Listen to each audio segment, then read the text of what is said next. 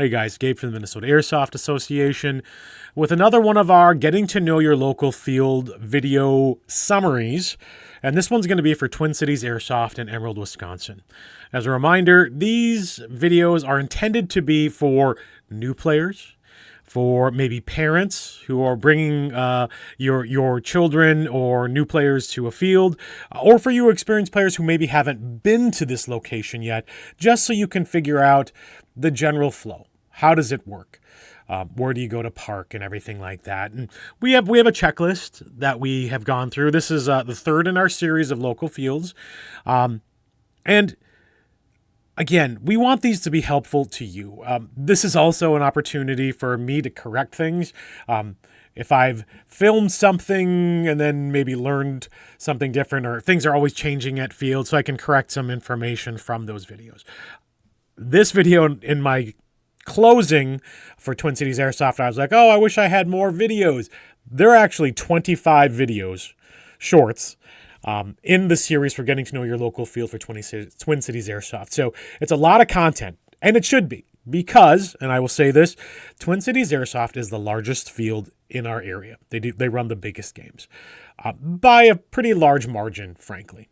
So, again, we have a checklist. I'm just going to go through the kind of general checklist of all the things we're trying to make note of. I didn't do gameplay videos, and I don't do a field walkthrough. Maybe we will eventually, but I'm really hoping players do that. Again, it's really one of those things where this video series is about how do you manage this field when you're going for the first time. So let's talk. Twin Cities Airsoft, like I said, is in Emerald, Wisconsin. They're right over the border. In our discussions of spheres of how far you travel to play, pretty average from the metro area. It's not quite an hour, depending on traffic, depending on the day. You know, you're probably going to travel 45, 50 minutes. So it's one of the more extreme. Again, it's over the border in Wisconsin. So crossing the bridge, sometimes holiday and, vacation traffic can get in the way. So something to keep in mind there. History of Twin Cities Airsoft. I'm going to talk about the airsoft history. Darren, the owner of Twin Cities Airsoft, fantastic guy, cornerstone of the community as far as supporting airsoft, everything he makes, within reason, of course, but the money they make at the field, they just reinvest into the field for better amenities, for more stuff for the field, for more props, for prizes. They have been doing games forever. 14 years specifically at this location dedicated to airsoft. I think I mentioned that they might have done paintball. I don't remember a time when they ever did, but I won't rule it out. The thing I want to say is Darren has also been in this business, meaning the paintball business, for longer than 14 years. I don't know if it's as long as 30 years, but I would be willing to double that. And they have another location not far from where the Emerald, Wisconsin airsoft field. They have another splat ball, I think it is. If I get the name wrong, I'm sorry. But they have another paintball facility where they also run huge games, and that has been around even longer. So the bigger point is Darren has been involved in these kind of, I don't want to say combat sports because that's like MMA, but like MMA, but like paintball and airsoft. He's been around. He knows this business, and he's been always reinvesting into it. So he's still an active paintball player, probably more than an airsoft player, but you'll see him run out in the field every once in a while. But he is in the community. He believes in this community. So that's fantastic to have his support. Okay. Twin Cities Airsoft. Very large field. Parking. I think I did a video about driving down the road, which was a little bumpy the day I was there. It was early spring. I know they've already done work on that road. So it should be much smoother, if I can put it that way. When you drive down the road, again, it's narrow. Be careful of oncoming traffic. That's more of a thing when people are leaving. Like early in the morning, people are mostly going one direction. But that road, if it's been rainy, just like any other off paved areas, just be kind of aware and what your vehicle is capable of. In my videos, I talk about parking. They have a huge parking area, primary parking area for regular open sessions, and that's on that sloping hill. I want to add that, and I reference it very briefly, that on bigger events, for their GAG, for their D-Day, whenever they're expecting 300 plus people, they have a whole other section of parking on the left side where the Y in the video I show here, turn right, here's the parking lot. They have a whole other section that for GAG, and this is new for spring 2026 GAG, the camping and overflow parking is going to be in that larger, flatter field. And it is just an open grass field. So it's a little bit of a longer walk to get to check-in and briefings and all of that, but it's much flatter. So that's very nice. So when you go for a GAG, and I'm trying to get these videos out before the spring 2026 GAG, just because so many new players attend, just so you know. I would expect there to be probably a person waiting and directing traffic for parking. So if you go really early, maybe not, but as the day goes on, there's going to be someone there saying, "Oh, you want to camp? Go to the lot over here." And that hilled area that I showed in the videos is obviously going to still be in use, but will probably be more for the people who just get there early enough to get a good spot. That's hopefully me. So that is your normal parking area, and that the hill is the normal parking area. But on the bigger days, they will have people routing that. But take a step back to just general parking. They have tons of parking. When I talked to Blondie, the field manager, she said 160, 175. I think I said 150, 160. If people are smart in the main parking area on the hill and they're not being jerks, you can fit a lot of cars in there. So when you're going to Twin Cities Airsoft for the first time, turning into that lot, know what your vehicle can do. If you're in a sports car, don't go down the muddy trail and park at a weird angle. You're going to have trouble. Try to find somewhere flat. But also just be mindful of where you're parking. Don't be too close, but don't take a huge amount of spacing. If you're going to stage from your car, and we'll get to that, don't take up a ton of room. Maybe pull farther forward so that you can you can open your trunk and stage from the back of your vehicle. Like any other parking lot. Be mindful of what your vehicle can do, and just don't take up too much room. Try to look at the flow. I talk about flow of everything else, and flow is important. How are you going to get out? Can you get out easily? Just watch. Don't be the guy who parks, at weird angles or not far enough, or too far back, not far enough forward. Either way, big parking lot. Just be respectful of it. So you're parking, we talked staging. At Twin Cities Airsoft, there are covered areas with picnic tables for you to stage. So if you're getting dropped off, that's usually a thing where maybe you'll take all your stuff out of your car, then go to one of those public covered staging areas. So there's 1, 2, maybe 3, 4, and then the Connex. They have a lower level Connex that's covered. That area, those are your limited areas. They can get pretty crowded on a busy day. So just be aware of that. Other than that, most people stage out of their cars, out of their trunks, out of the back of their trucks. I mentioned in my video, I'll bring a table, I'll bring a chair for in between games, I'll bring a cooler. Sometimes I'll bring an easy up, or I have a rollout, sunshade on the side of my Jeep. Plan for that. A lot of people find it easier because you don't have to move so much around. If I reference the Crossfire video I did, you actually have to take your stuff out, get a wagon, and then roll it down to staging. That is a very specific thing for Crossfire. I would say that Twin Cities Airsoft, for many people, is a more comfortable experience just staging right from your car. It's just, you don't have to move your stuff as far. That's really nice. It can be when you're getting in line to do things like chrono, like backing and forthing from check-in back to your car, and then chrono and back to your car, and from a game back to your car. Actually, that's what I like better, is when my game's done, I just walk right back to my car and sit in my chair and rest. So be aware when you're parking, this goes back to parking. Park in a place where maybe you're more centrally located so you can get to things like the briefing and your check-in and your chrono.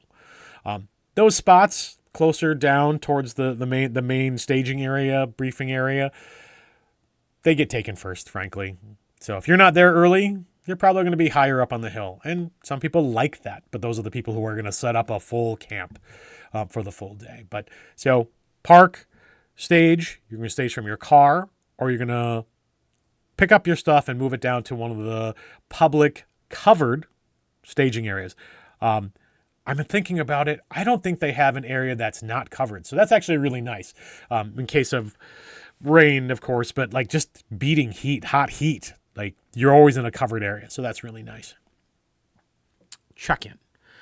So you're parked, you're walked down, you're moving towards staging. Staging building is very clearly located at the bottom of the parking lot. I don't know what else to say about it. It's a very clearly defined building. The one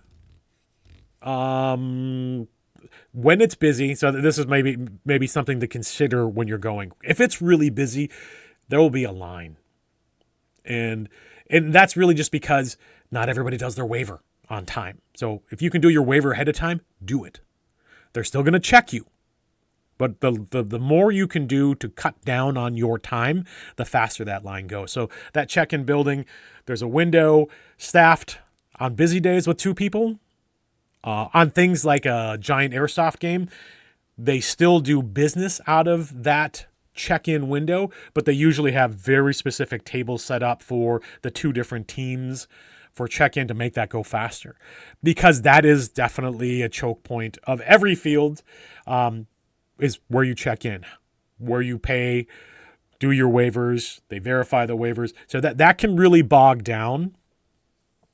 As Twin Cities Airsoft is a field that has a lot of business, again, be mindful of when they open that window, get in line, do as much as you can beforehand, and try to make that a smooth experience for their check-in people. And for yourself, frankly.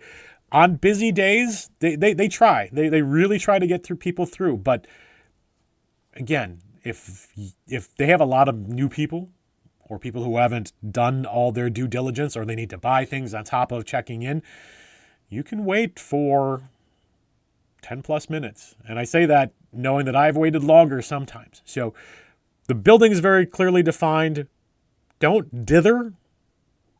Once you're ready, once they're open, go in, check in, waivers online.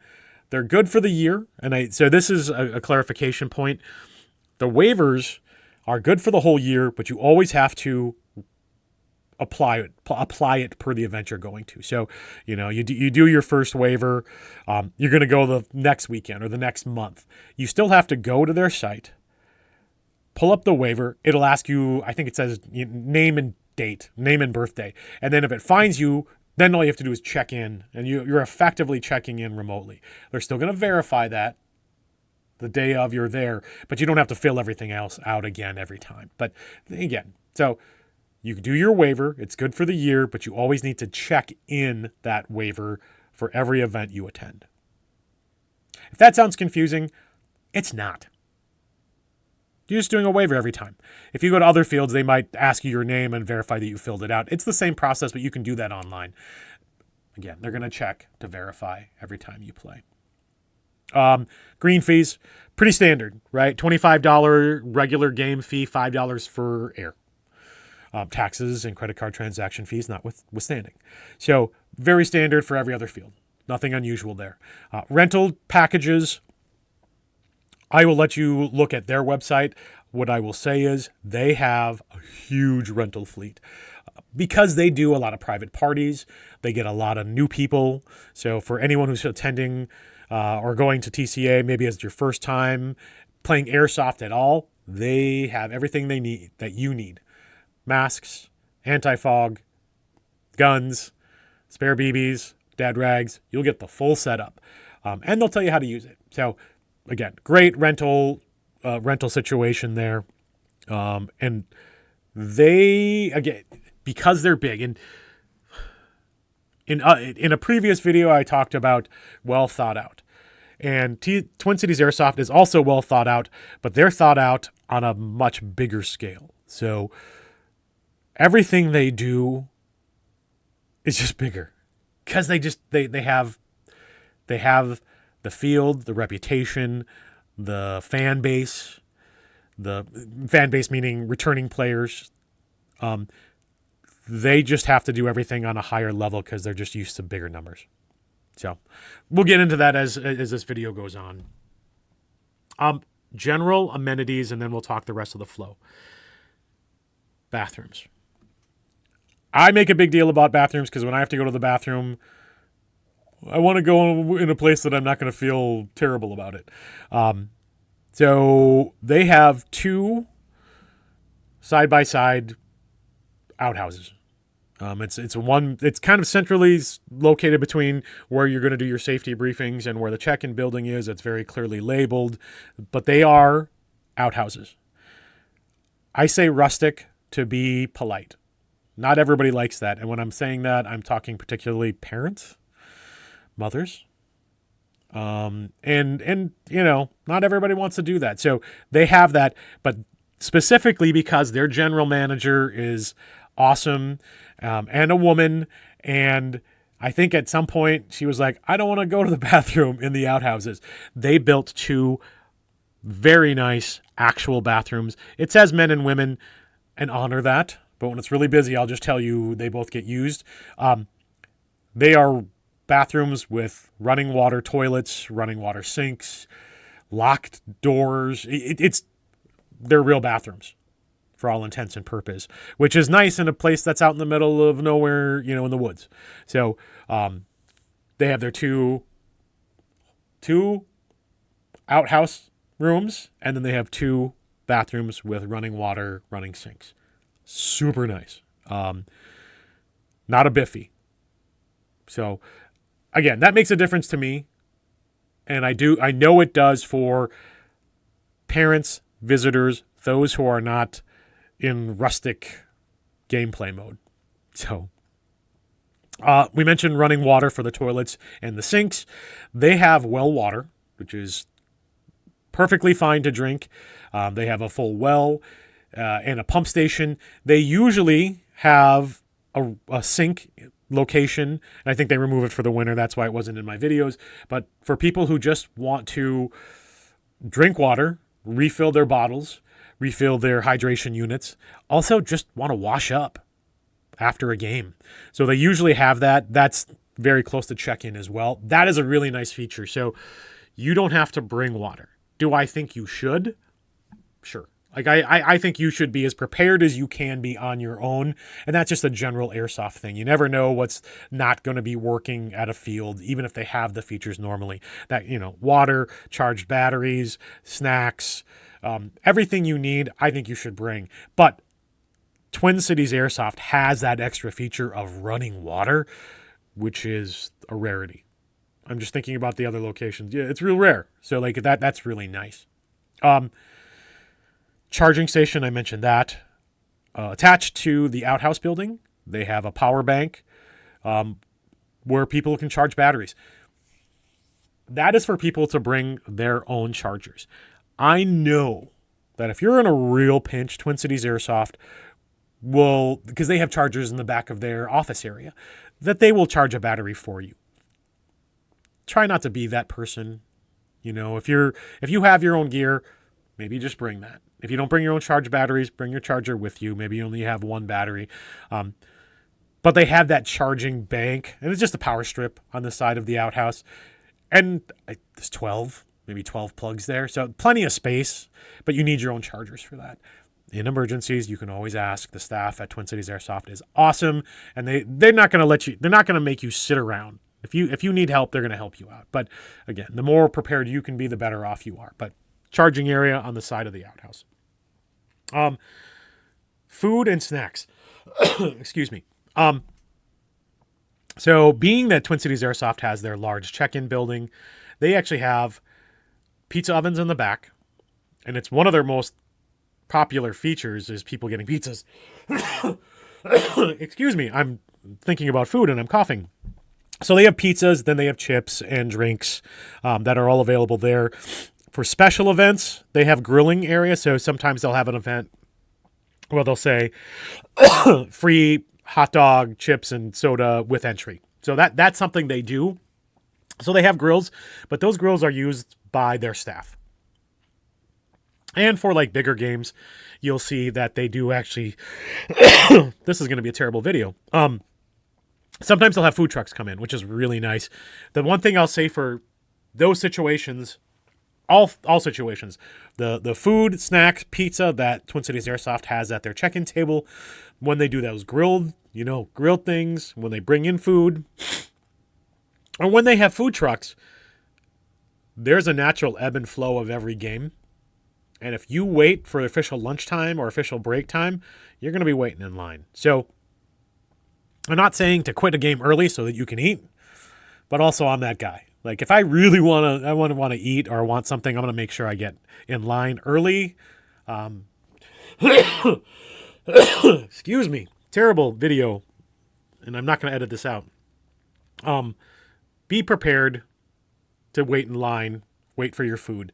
And in a game where you're like, they have very set schedules, if you get your food late, you might start your game late. So while there are lots of options, both for just regular days, which is your snacks and your pizzas at the main check-in, or when they're doing those grilling special events, or when they have food trucks, be mindful that your schedule is on you. And when you eat and when you get back in. This is why a lot of people staging from your cars, going back to that original comment, people just bring coolers. People bring their own grills, for crying out loud, right? Some people leave the field. You're not too far. You may be 20 minutes away from, 15, 20 minutes away from some fast food. But then you got to lose your parking potentially and all that. So food options, there are food options. Sales options. What other sales things do they have there? Twin Cities Airsoft in their main, their main office check-in building, they have everything. You can buy new guns, both rifles and pistols. They have all the supplies you need. They have green gas, BBs, grenades, goggles, masks, dead rags, grenades, both smoke and pyro. They have everything. Like anywhere else, if other people want the same things, they're going to run out. So they have a lot of options. I would treat them more as, oh, that's interesting. I haven't seen it before. So kind of your random purchase or your stable, your regular stuff. I need green gas and BBs while I'm here. They have a wide range of weights of BBs, but the popular weights on busy days also run out. So again, their sales, I don't want to say it's only there for emergencies or like last minute things, because they have things like they have guns. They have a decent supply of some newer guns. I just always feel like the more prepared you are when you go to any field, the better off you're going to be. So they have good sales stock inventory, but don't count on it.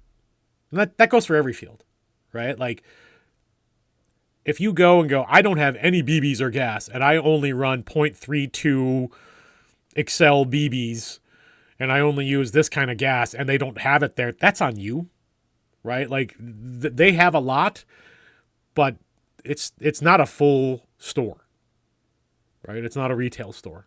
It's just there for their players who need things and a jam. So again, it's not just the jam because they have new guns as well. They have things. Always check. If you need something, here's what I'll say. If you need something specifically, reach out to the field. Reach out to the field and say, I need this. And verify it's there. If not, you're going to be at the mercy of whatever they have in inventory at the time, which is a lot, but it might not be exactly what you want. So they have a lot of stuff, but check if you want something specific. I'll also mention that CC Military Surplus, who has also been in the airsoft business for a very long time, they have a partnership with Twin Cities Airsoft, and on the bigger games, specifically the GAG events, they are always there. They have their own shed. And then they bring a lot of stuff, and they have a lot of stuff there. So then you're talking about uniforms, lots of more new guns. If you have a brick and mortar, it's hard to move everything to a field for certain things. They do a really good job, though. So if you've not worked with CC Military, and this is a tangent, but it's a valid tangent because they have a partnership with Twin Cities Airsoft, CC Military Surplus is fantastic. They're one of the few places in the metro area to get uniforms. I'll just say that right off the bat. Like, you need a flight suit, go to CC Military. You need a fresh set of BDUs the day of or the day before, and it's not going to come on Amazon or online. Go to CC Military. That translates to when they are there for the big games. They are the preferred vendor. When I say preferred, I mean they're the only vendor on those gag days other than whatever overflow or inventory that Twin Cities Airsoft has in their own check-in area. Just general stock that they have for sale as well. So very nice that they have that. Other amenities. I'm trying to think if there's anything else important for... There is one, and I'll mention it now, and then after, as we're talking about the rest of the flow. They have built a second level viewing area to watch specifically their Mayhem field. And this was a feature that Darren added 2025, I think it was last year that he added it, where, again, they stack two Connex on top of each other, put some stairs, cut out some nice holes, put netting in front. So if you're a parent and you want to watch, normally you would just have to go right to the net, as people are walking in and out. And it's not like it's not safe. It's fine. It's perfectly fine. But you might not see everything because you're just right next to the net, ground level. This new second level Connex viewing area is very nice. It's only that area, only that area of the field. And, watching through netting is a little difficult, just, especially if it's kind of like a darker day, but it's really a nice feature. So I add that as an amenity because depending on who you are and what you want to do, like if you're a new player and you just want to see what Airsoft's like, you can throw on a mask and go out, but you might get hit. That's parents too. If you're a parent and you just want to watch to see how your child is doing, or your friends, and you just want to watch your buddies play, even if you're taking a break, like I'm just going to take a break and watch people play while I eat my lunch, this second level Connex viewing area is super neat. And I will also say you're only going to get away with this at a place like Twin Cities Airsoft, which is so big.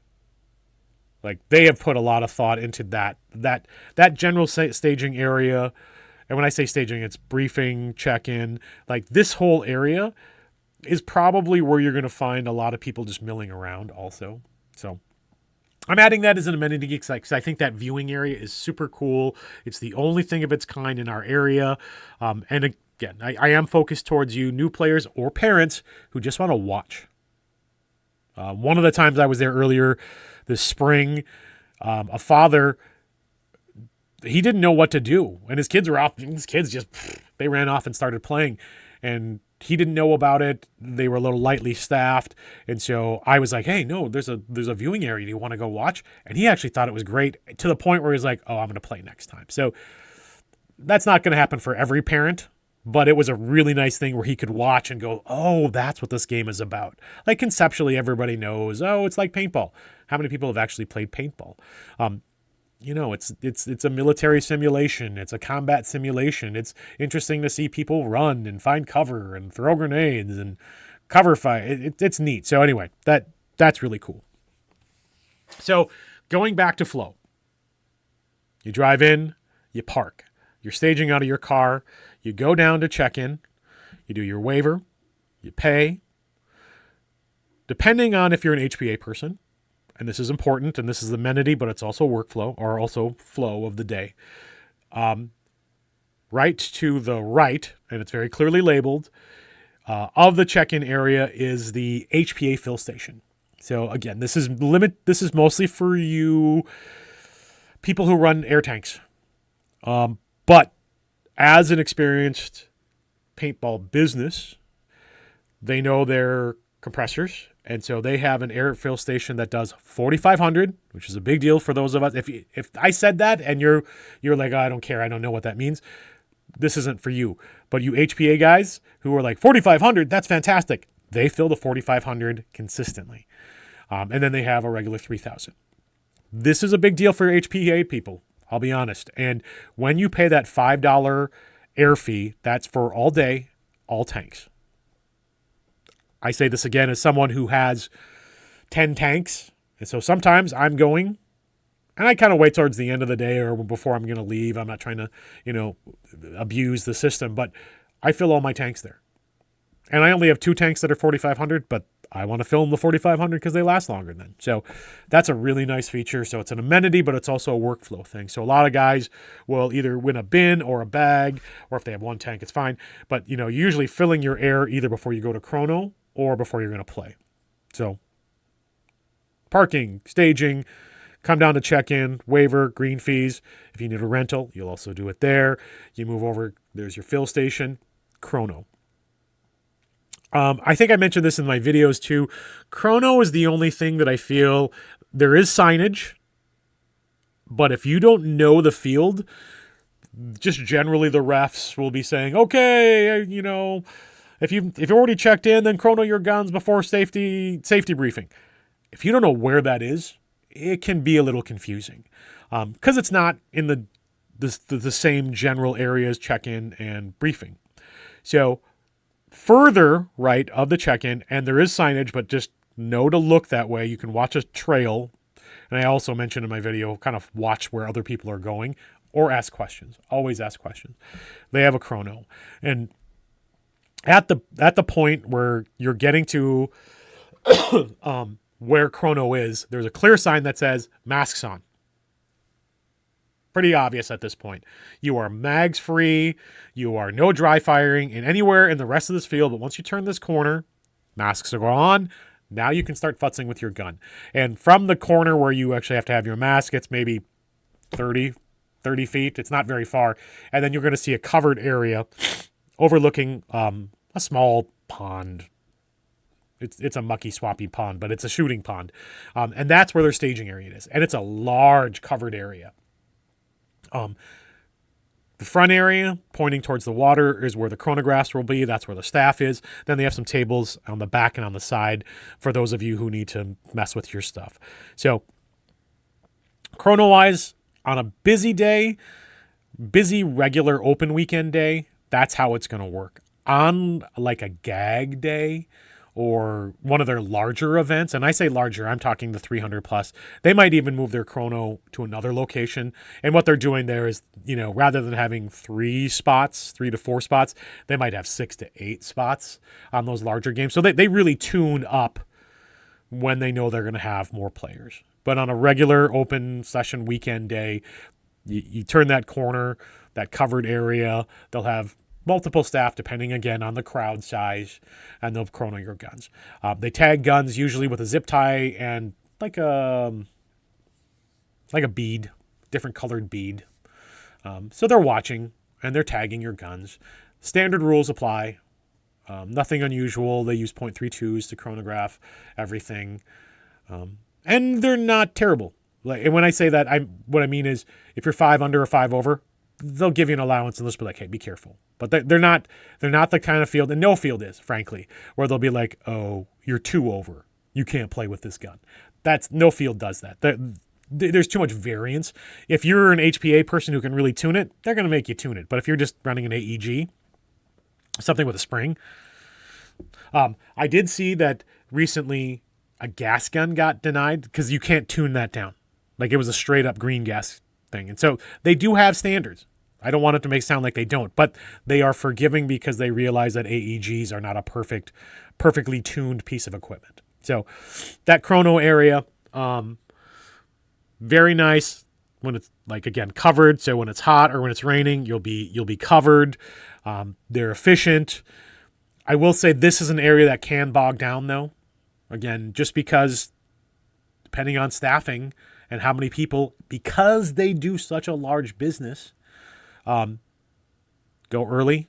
If you have multiple guns, Maybe don't bring all 15 guns at once. In fact, some places only allow you to bring a couple. They don't have that rule. Just be mindful, like everything else, of that flow of how many people. If there's a lot of people, go, oh, I better go to chrono fast. Just so you're not waiting. You're not the one scampering at the end when they're doing their safety brief. So, park, stage from car, go down, check in, waivers, pay, air if you need air, you go chrono. We'll be backing and forthing. 100% you're going to be going back and forth between, if you're super efficient, maybe you can do everything in one straight flow, but most people aren't that efficient there. So you've done your chrono, you are basically ready to go. Like anywhere else, when you're leaving chrono, you'll pop the mag, you'll clear your chamber, barrel blocker, again, walk outside of chrono, still a sign, wait till you're out of that area. You can take off your goggles and you go back to your car and get ready for the day. Their briefing area is the center, and it's you can tell that there's a central area at that TC, just general, again, check-in, briefing area. They have a large truck where they usually hire so they can, get everybody's attention. And when I say speak down to you, you know what I'm saying. They speak down just so everyone can see them. They're not talking down to you. But that's where you're going to go for your safety briefings and your mission briefings. So again, regular days, safety briefings. So this is another thing to be thinking about. When you go to a field, some fields will give you a briefing at check-in because they have that luxury. Some places might have you watch a video. I know Twin Cities Airsoft has a TV, and they're thinking about doing that for people who come late. But generally, most places are going to wait till they have the most amount of people and then do their safety brief. The safety brief doesn't change much. Excuse me. But this can be a bogged down part too. So when they say, everybody come down for the safety briefing, at a place like Twin Cities Airsoft, they need a PA system. And sometimes they'll send runners up to the parking area. That's going to be really annoying in post. But they'll send runners and go, hey, guys, come down for safety briefing. Drop what you're doing. Go down to the safety briefing. Just get it over with. They don't tag you specifically that you've taken the safety briefing, but you should take it. Because there might be something special for the day. Normally, that'll be something like fire rules. Like, don't use smoke grenades today because you'll start a fire. Or maybe there's something that there's a hornet's nest. We've got it blocked off. Don't go near that. But go to that safety briefing. Sometimes fields will wait till everybody shows up. So if you're the guy who's just futzing around at your car, we're waiting on you. Don't be that guy. I should have brought a drink. That safety briefing should be attended by everybody. Not when you're ready, but when they are ready to give it. That's a personal opinion. I know lots of players are like, I go all the time. I know all the rules. I don't need to hear it again. Sure, I'm that guy too. But new players, new flow. Be there for the safety briefing when they call for it. Don't wait around. You don't need your gun at that point. If you're ready to go, cool. But you don't have to be. There'll always be a little break after that safety briefing that you can go back to your staging, wherever it happens to be, car or the covered areas, where you can re-gear up or gear up and then go to whatever field you're going to play from. On an open session day, they'll do that safety briefing, and then they'll probably split into teams. And I haven't mentioned this in other videos, but this is worth it, again, for Twin Cities Airsoft because they pull big numbers. And when I say big numbers, I mentioned in the video, 100, 150 on a nice Saturday is commonplace at Twin Cities Airsoft. That is more than some fields get for their larger games at other places. So, like, their average play is a lot of people, which is great. If you want to be in that kind of environment with a lot of targets and a lot of shooters, cool. Twin Cities Airsoft's it. But they split teams. You do not need to be part of a team to play Airsoft. At a day, what we call open sessions, which are just walk-on events, walk-on games, walk-on Saturday, Sunday games, you don't have to have a team. If you have friends, cool. Stand with those friends and you'll play together. If you don't, they'll split you. They usually will also, during the safety brief, say, hey, who's new? Who's new to Airsoft? Who's new to Twin Cities Airsoft? And they get, if there's a lot of you, they kind of watch the hands and they try to split that up. So, again, I haven't said this before, but I see it online all the time. Like, I don't have a team. Can I go play Airsoft? Yes, please. Just come out and play. Ask questions. Twin Cities Airsoft, because they have so many different kinds of players, you'll find people who are more speedbally. Maybe, running more tricked out, fast trigger guns. You'll see guys dressed in historical garb. You'll get, maybe your Vietnam guys. And I'm thinking about a couple of you specific guys but they'll guys be dressed up in their VN kits. Then there's just your standard soldiers. And then there's just people in jeans and t-shirts. Right? It's a wide variety of people who come to Twin Cities Airsoft on an average weekend. On your bigger games, those games have sides. And then you're really talking more about whoever's in charge of the teams, the generals, for something like GAG. And they will be yelling out and going, if you're blue team, if you're red team, go over here, go over here. Be listening for that. So one of my purposes for this video is trying to get this out before the Spring Giant Airsoft Game 2026 for new players who are going to GAG. Always be listening for the PA system giving announcements. Be listening to that normally, but on those bigger games, those announcements tell you where you need to be at any given time. On open session days, you are there. You play generally when everybody's ready to play. That's not everybody likes that. I'm a person who's like, hey, we should start playing at 11 because we said we were going to start playing at 11. Well, half the guys aren't ready. I don't care. I just want to start playing. When I have helped ref games at Twin Cities Airsoft, I run games fast. Like I'm hey, let's run a 10-minute game and then swap sides. And then how much ammo does everyone have? Okay, then we'll go in and we'll reload. Twin Cities Airsoft has kind of a flow from its regulars where you might play a half-hour game and then maybe spend 20 minutes off field and then go back out and play a different kind of game. So be prepared to play both kinds. Like maybe ask before you're going out, hey, what kind of game is this? What kind of field are we playing at? I already said I wasn't going to talk about the fields itself or the field itself. Twin Cities Airsoft, like most places, has separate locations, or they cordon off different fields. They have containers, they have Emerald City, they have Mayhem, they have Pines, they have Hamburger Hill.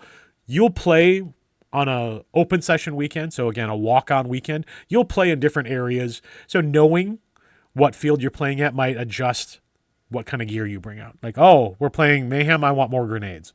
Or, oh, we're playing containers, I'm going to run my LMG, I better bring a spare thing of BBs. So be kind of watching, ask those questions. Like I said, if I'm thinking about my overall theme for Twin Cities Airsoft, I'm going to talk about probably paying attention to what's going on. Listen to those announcements because it's bigger. And you're not going to get the hand-holding. Yeah, I'll put it that way. You're not going to get the hand-holding that you might get at a different field that's smaller. And I don't say that as a negative. I'm just saying it as a fact of how Twin Cities Airsoft is just a bigger field with more players. If you have questions, always ask the staff. They will always answer. They might be busy. Don't be afraid to ask other players. But listen for that PA, for their announcements. Be watching what the other players are doing. If you have questions, ask that. It's really important. Any airsoft field, any airsoft game, you are an active participant. You can't just say, I'm giving my money and then, I'll just play. You are involved. You have to take some responsibility in your own experience that day. Twin Cities Airsoft is not unique in that sense, but because they run some big games with big numbers, if you're not paying attention, you might miss a game. And that game, you might sit out an hour if you're not ready to go when they're ready to go. So that's on you. Be listening for those announcements. Be listening to their staff. And this should go without saying, but when the staff is speaking, just shut up and listen. Like if you have questions, they'll ask if you have questions. But, again, with a big crowd of guys towards the back of that pile of guys in a briefing, some people will just be jaw-jacking. Those guys needs to shut up. Everybody, just be paying attention. So, and that leads me to staff. So, staffing at Twin Cities Airsoft. For their regular sessions, you'll usually have 1 or 2 people in the check-in, 1 or 2 people doing chrono, and those people are usually switching off, also doing safety briefing and reffing. So, though we talked about bigger numbers, there's only so many people that they can have available, which is why, again, you need to be paying attention and responsible for your own responsibility, right? Like, you should be chronoed. You should be checked in. You should be ready to go as quickly as possible. If your day is just hang out and you don't really care, fine. That's cool. That's you. But then you might miss the refs who were doing chronoing because now they're out reffing. So like, hey, I need to chrono my gun. Maybe the people at the desk will go, okay, sure, I'll come around and I'll help you. But they might go, we'll have to wait till the refs come off field. So this is maybe, again, I don't want to call it a negative. I want to call it you should be just prepared. There's only so much staff available on regular days. So it's incumbent on you to make sure you're ready. On big days, and I talk about GAG. I talk about big games, and I'm mostly talking about GAG. They run it twice a year, a spring and a fall. And again, that's a 300. 300's what I expect to see. 400 is where it can get to. Like on a beautiful day with a lot of promotion, you're going to get 400 people at that field. And then it's just a mass, right? And it's cool, but it's a lot. It's a lot of moving parts. Staffing-wise, on a GAG weekend, GAG Saturdays. Because that's Saturdays is the game, and then Sunday. Sometimes they'll do a special game on Sunday. Sometimes it's just an open session. But either way, on the day of that large game, the D-Day event also gets a lot of staffing. They have a lot of people. I mean, they have multiple people doing check-in for players who are already registered. They have people in their check-in building for sales.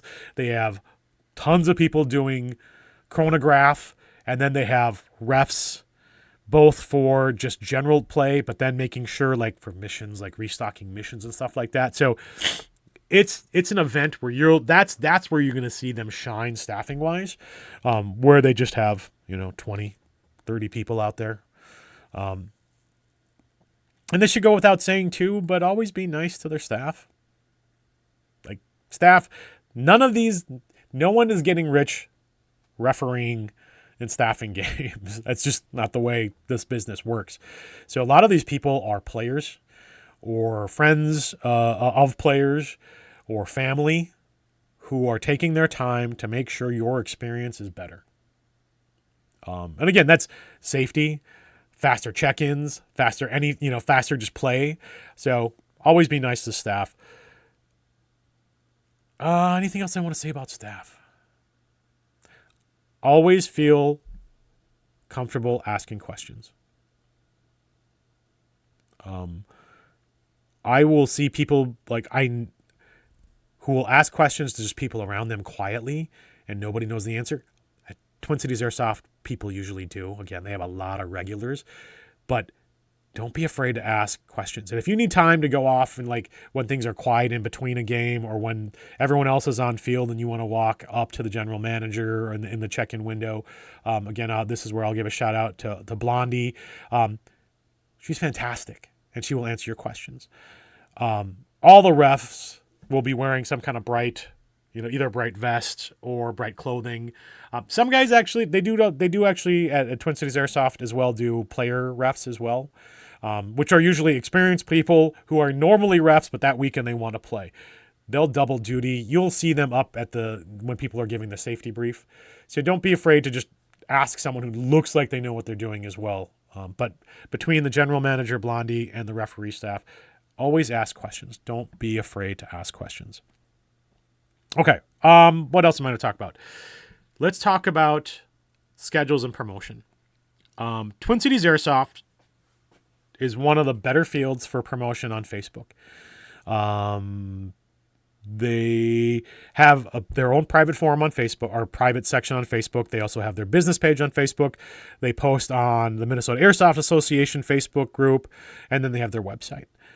All those locations have their schedule very clearly set or available for you. So you shouldn't have trouble finding their schedule. The first weekend, usually, of every month is their high intensity game. And what those are is they're more themed games. They've been trying to do, the last couple of years, they've been kind of doing like video game themed missions. So not just run and gun, but something where there's actually more objective based things. So they have their high intensity the first of every weekend. They have their GAG, Giant Airsoft game, twice a year, spring and fall. And then in the spring, early spring, they have their D-Day event. That's kind of their regular schedule.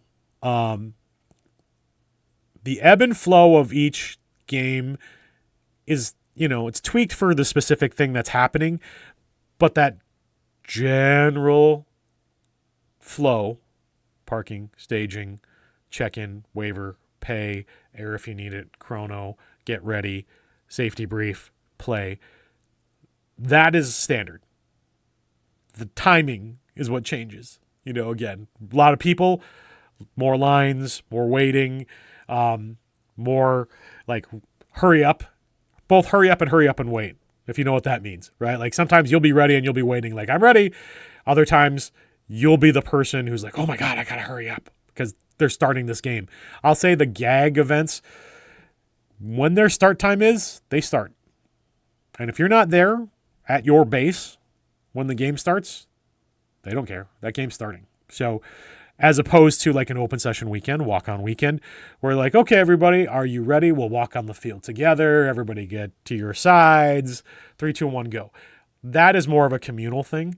On those bigger GAG events, they have a schedule. You're starting, you're stopping. I will say they're really good at that now. There have been times, just again, weather usually is the big mess up with that. If it's a rainy day, sometimes it's hard to get everything done, but they're really good at keeping on a schedule. So both their posted schedules very available. And then when you're actually playing, the responsibility is on you to be ready to go. Okay. Where am I at? Oh my gosh, this is almost an hour of talking about Twin Cities Airsoft. Summary of Twin Cities Airsoft. They're a big field, big parking, big games, regular big numbers. It is the place to go if you want to do a lot of shooting, a lot of hard playing. There is no best. If I haven't said this before, every field does certain things great. What Twin Cities offers, again, is that big game experience. And they do a good job. They really do. So I'm not saying that's the only reason to go. I know people who go every weekend. And it's just because they like that field the best. And again, that's everybody will have their preferred location. But if you're a new player and you're attending Twin Cities Airsoft on an open session or again for their Giant Airsoft game, I hope that this video and the associated 25 shorts give you kind of a general idea of what it looks like, where you should go, flow, what you should do in what order. If you have any questions or want us to give more detail on something, please let us know. These videos are for you, the community, whether you're an experienced player or a new player or a parent or someone who's just thinking about airsoft generally and Twin Cities Airsoft happens to be near you. These videos are for you. So if there's any more content you'd like us to do, please let us know. And we hope that these are found useful to you and the community.